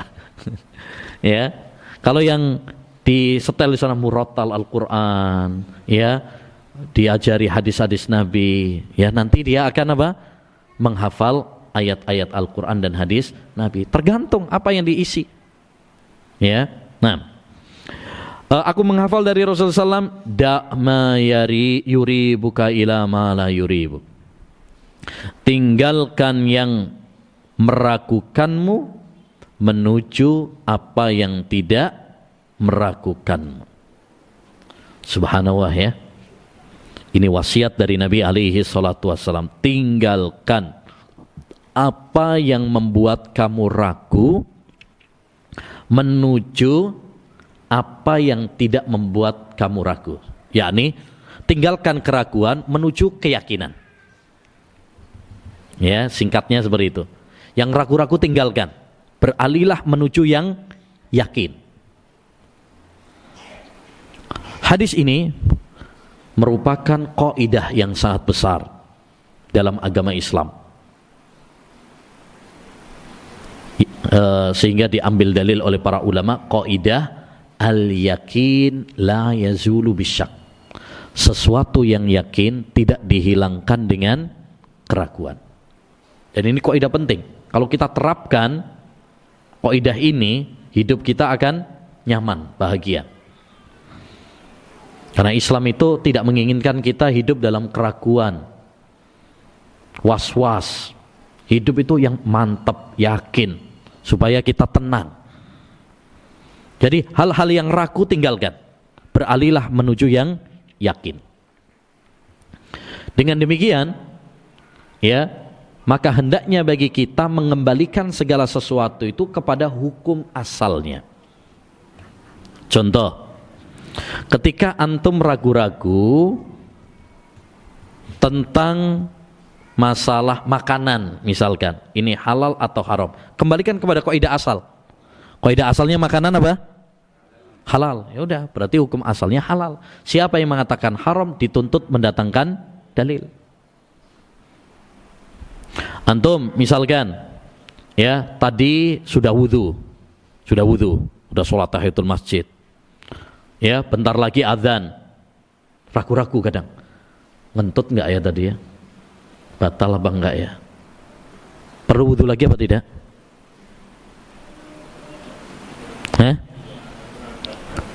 Hukum asalnya batal apa tidak? Tidak. Berarti enggak usah wudu sampai antum yakin bahwa antum batal.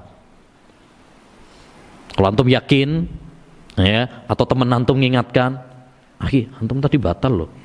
Keras tadi malam." Misalkan, ya, nggak usah pura-pura. Kalau sudah yakin, ya udah segera wudu.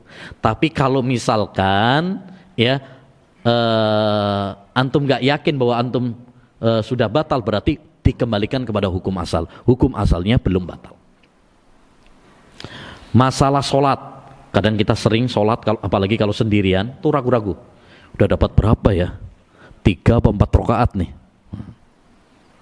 Berarti kembalikan kepada yang yakin, yang mantep yang mana. Kalau antum mantepnya 3 ya 3, kalau antum mantepnya 4 ya 4. Kalau nggak ada yang mantep, pilih yang paling kecil. Kalau nggak ada yang mantep. Tawaf, ya, tawaf itu juga sering kadang apa? Lupa. Apalagi orang Indonesia kesenggol orang-orang gede gitu, nah, oleng langsung, ya, hilang ingatannya. Udah berapa putaran ini. Berarti, ya, kembalikan kepada yang yakin. Antum yang mantep yang mana? Ada jomblo, ragu-ragu dia. Saya sudah nikah belum ya?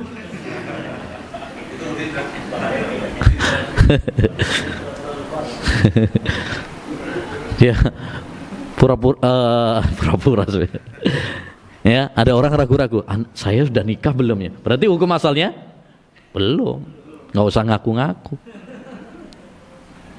Sebaliknya, ada orang sudah nikah, kadang-kadang was-was. Saya sudah menceraikan istri saya apa belum? Berarti hukum asalnya belum. Makanya dulu pernah diceritakan ada seorang datang kepada Syekh bin Baz. Saya ragu-ragu saya sudah menceraikan istri saya apa belum? Kata Syekh bin Baz, belum. Dia tetap istrimu. Besok datang lagi. Syekh, saya ragu-ragu saya sudah menceraikan istri saya apa belum? Kata Syekh bin Baz apa? Belum. Dia tetap istrimu. Besok kalau kamu nanya begini lagi tak pentung kamu. Ya. Kadang orang-orang terkena was-was ya. Tapi contoh yang lain, ada orang utang, ini sering juga nih.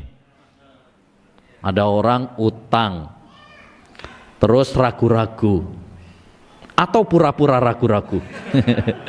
Saya sudah bayar apa belum? Sudah apa belum?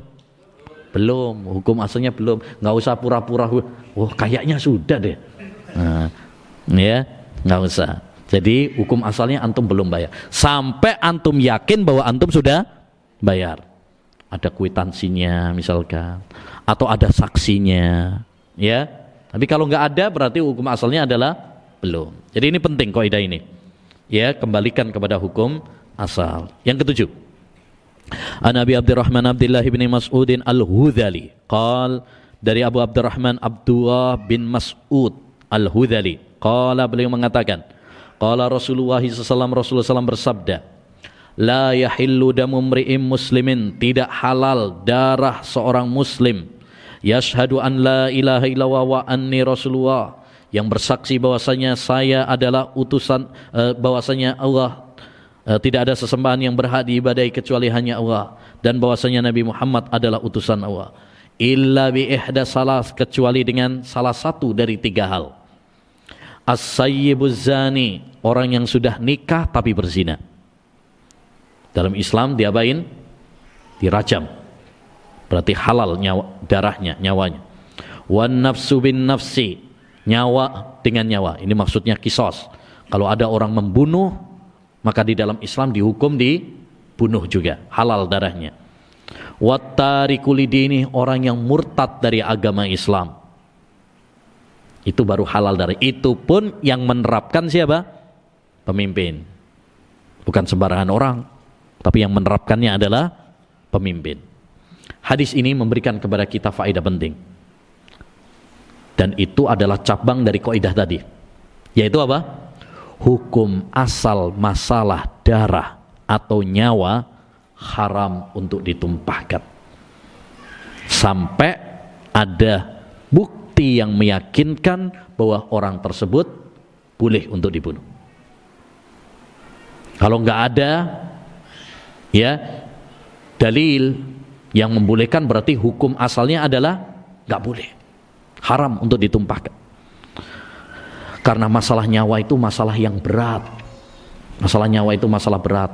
Makanya Imam Ahmad mengatakan tidak ada dosa yang paling besar setelah syirik daripada dosa pembunuhan.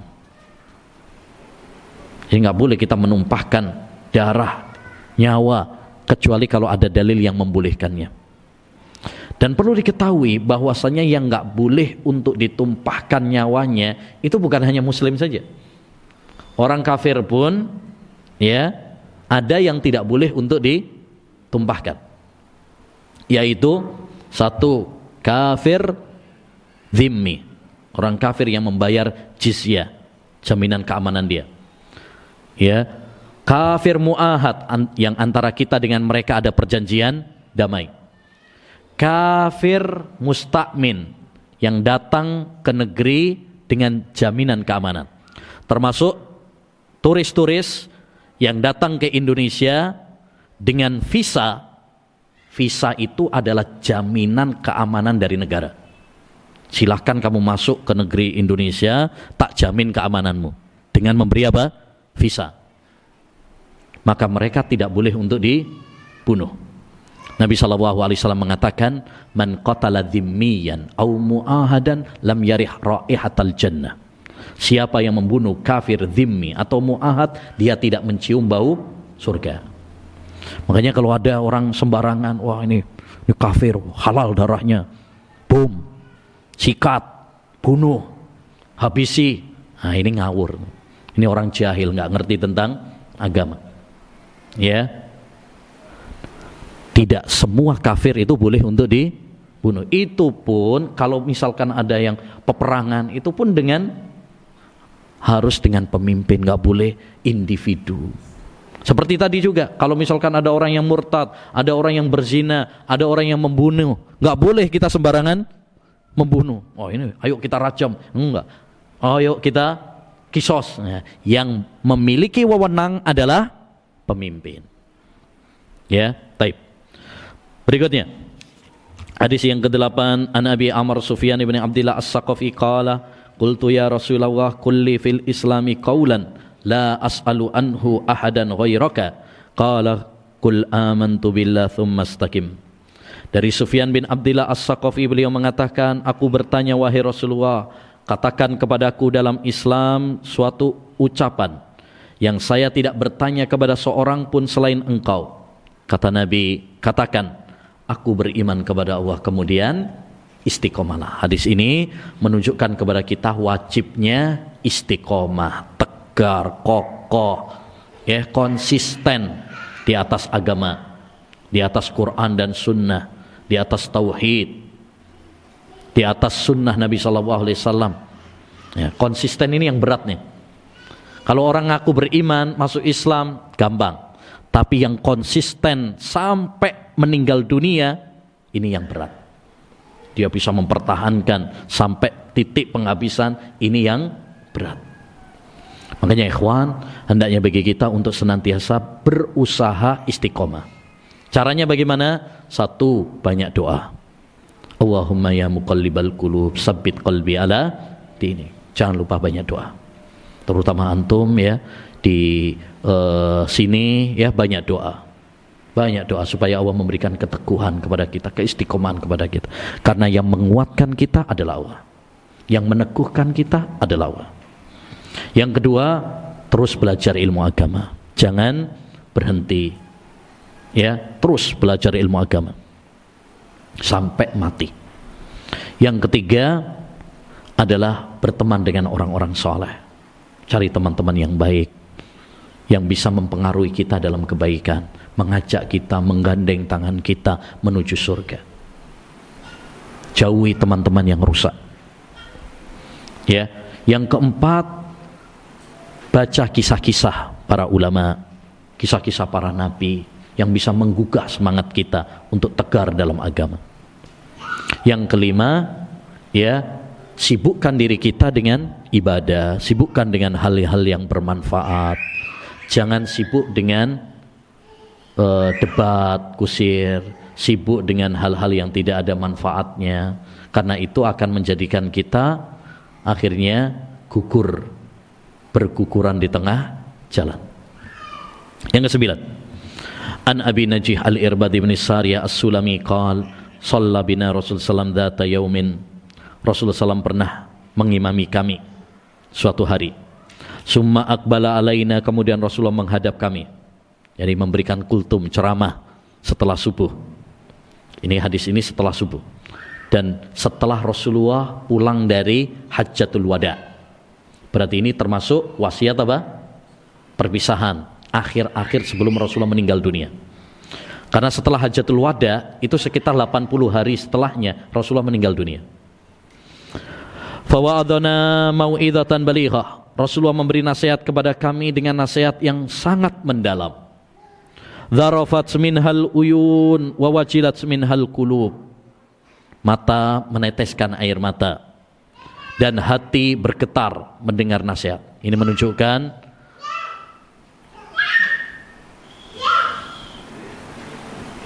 menunjukkan kepada kita tentang apa? Bersihnya hati para sahabat. Sehingga kalau mereka mendengar Quran, mendengar hadis, hatinya bergetar. Beda sama kita ini, kadang-kadang dibacain Quran, bacaan hadis, biasa aja.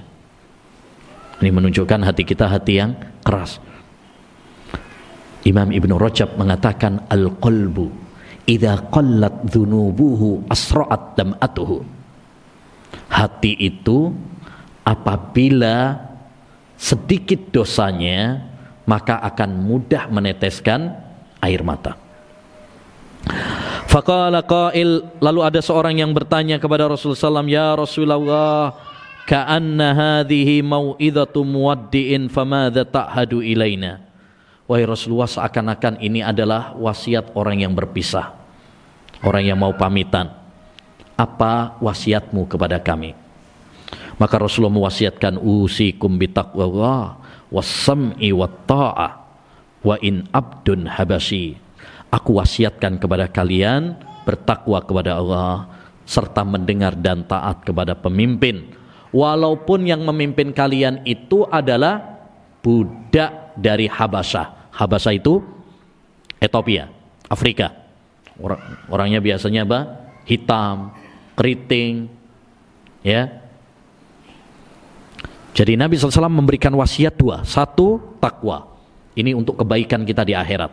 Melaksanakan perintah-perintah Allah dan menjauhi larangannya. Ya, tapi takwa yang sebenar-benarnya. Bukan cuma sekedar embel-embel saja. Sekarang banyak masjid namanya masjid takwa. Majelis taklim takwa. Baju takwa. Bahkan di Jawa, di Kediri itu ada tahu takwa, ada, ya, tahu takwa, baju takwa, tahu takwa. Nah, tapi yang paling penting itu adalah prakteknya. Ini wasiat yang pertama. Wasiat yang kedua, mendengar dan taat kepada para pemimpin. Ini untuk menjaga stabilitas keamanan di dunia. Karena kalau keamanan itu terjaga, kita bisa beribadah dengan tenang. Coba, kalau misalkan ini lagi kekacauan, lagi perang gitu, apa mungkin kita bisa taklim seperti ini? Nggak mungkin. Makanya stabilitas keamanan itu penting, supaya kita bisa beribadah kepada Allah dengan tenang. Hidup ini untuk ibadah. Tapi ibadah nggak mungkin terwujudkan dengan bagus kalau situasinya nggak aman. Maka kita harus menjaga keamanan ini. Salah satu caranya dengan taat kepada para pemimpin. Walaupun pemimpin tersebut tidak ideal, tidak memenuhi kriteria. Coba, hadis ini kata Nabi, walaupun pemimpinnya budak. Budak itu boleh jadi pemimpin apa tidak? Nggak boleh. Ulama sepakat, syarat pemimpin merdeka. Nggak boleh budak. Tapi kalau ternyata takdirnya yang jadi pemimpin adalah budak, Nabi mengatakan tetap taati. Pemimpin itu harus laki-laki, nggak boleh perempuan. Tapi kalau takdirnya perempuan, tetap taati. Ya, pemimpin itu harus sehat walafiat, nggak boleh cacat. Tapi kalau takdirnya cacat, yang jadi tetap taati. Itu maksud Nabi Sallallahu Alaihi Wasallam. Walaupun dia nggak ideal, walaupun dia nggak memenuhi kriteria, kalau memang sudah terangkat sebagai pemimpin demi menjaga stabilitas keamanan negara, maka hendaknya bagi kita untuk apa? Untuk taat. Kemudian kata Nabi, fa innahu may ya'is minkum ba'di fasayara ikhtilafan katsira. Barang siapa yang hidup setelahku, dia akan melihat perselisihan yang banyak, dan itu terbukti zaman sekarang. Fa alaikum bisunnati wa sunnatil khulafa'ir rasyidin. Ya, hendaknya kalian berpegang teguh dengan sunnahku dan sunnah khulafa'ur rasyidin. Ini pesan Nabi juga, bahwa nanti setelah saya meninggal dunia banyak kekacauan, banyak perselisihan. Terus saran beliau apa? Pegang erat-erat sunnahku dan sunnah para sahabatku. Adzu 'alaiha binaut, gigit dengan gigi geraham. Maksudnya apa? Harus kuat. Seperti kita kalau gigit pakai gigi geraham, itu apa? Kuat. Beda kalau gigit pakai gigi depan. Tarik dikit, copot. Begitu juga ketika kita mengamalkan sunnah Nabi, harus kuat, harus tegar. Mungkin ada yang bilangin kampungan, kolot, radikal, teroris, ya, apalagi kebanjiran, Wahabi, ninja, ya, macam-macam. Nggak usah peduli, selama kita berjalan di atas jalan yang benar. Wa iyyakum muhdatsatil umur, hati-hati kalian dari perkara baru dalam agama. Fa inna kulla muhdatsatin bid'ah, karena perkara baru dalam agama itu namanya bid'ah, dan setiap bid'ah itu sesat. Tadi sudah kita bahas bahwa bid'ah itu adalah, ya, tidak diterima oleh Allah Subhanahu wa taala amalnya. Karena hukum asal ibadah itu haram sampai ada dalil yang mensyariatkannya. Dan di sini Nabi mengatakan setiap bid'ah. Maka ini bantahan kepada sebagian kalangan yang mengatakan bahwa di sana ada bid'ah yang baik. Makanya ada istilah bid'ah hasanah, bid'ah tapi baik. Ya. Nah, padahal Nabi mengatakan semua bid'ah sesat. Sampai di Jawa itu ada majelis taklim, namanya Majelis Taklim Majelis Taklim Bid'ah Hasanah. Ada nama majelis taklim, namanya majelis taklim bid'ah. Taib yang terakhir, An Abi Sofwan Abdullah bin Busr Al-Mazini anna rajulan qal, dari Abu Sofwan Abdullah bin Busr bahwa seorang laki-laki pernah bertanya kepada Rasulullah, ya Rasulullah, inna syara'il Islam qad kathurat alayya fa ahbirni bi syai'in atathabbathu bihi. Qala la yazalu lisanuka ratban min dzikrillah. Wahai Rasulullah, sesungguhnya syariat Islam itu sangat banyak bagi saya. Beritahu saya suatu amalan yang aku pegang. Maka Nabi menjawab, hendaknya lisanmu senantiasa basah dengan zikir kepada Allah. Hadis ini menunjukkan kepada kita untuk apa? Agar kita banyak-banyak berzikir kepada Allah. Wadhkurullaha dzikran katsira. Ingat sama Allah SWT. Jangan lupakan Allah SWT. Ya. Dan zikir kepada Allah menjadikan hidup kita apa? Tenang. Ala bidzikrillahi tatmainnul qulub. Ketahuilah dengan zikir kepada Allah hati itu akan tenang. Dan zikir kepada Allah ada dua makna. Yang pertama, zikir secara umum, yaitu semua amalan yang mengingatkan kita kepada Allah. Kita menuntut ilmu seperti ini, zikir apa tidak? Zikir, karena mengingatkan kita kepada Allah. Ziarah kubur itu zikir, mengingatkan kita kepada Allah. Dan seterusnya. Yang kedua, zikir secara khusus, yaitu zikir dengan lisan. Subhanallah, alhamdulillah, la ilaha illallah, Allahu akbar. Yaitu zikir-zikir yang mengingatkan kita kepada Allah. Membaca Al-Quran, ya, kemudian bersolawat kepada Nabi, itu termasuk zikir. Sudah jam berapa adzannya? Sudah. Pakai ini enggak? Baik. Alhamdulillah selesai sudah pembahasan 10 hadis. Ya, nanti bisa diulang lagi. Mudah-mudahan bermanfaat bagi kita semuanya. Amin ya rabbal alamin. Baik, ada 2 pertanyaan.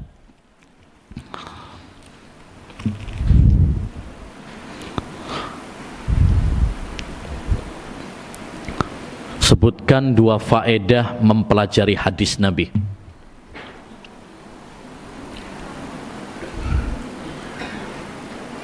Ayo. Nana nggak ada? Nyatet apa ngelamun?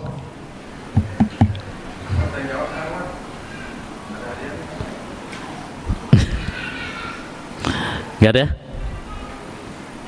Ya.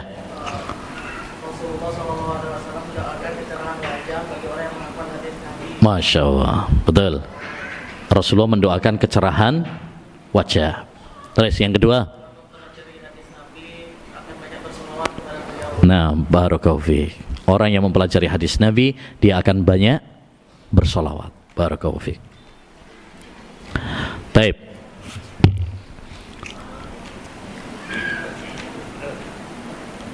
Satu pertanyaan lagi. Satu pertanyaan lagi.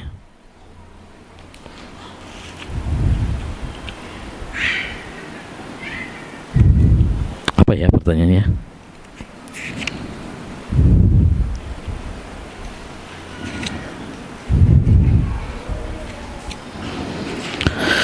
Dari hadis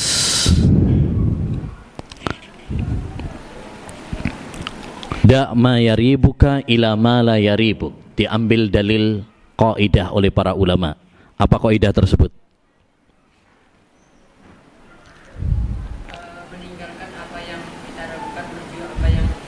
Ya, diambil dari hadis tersebut sebuah kaidah. Apa kaidahnya?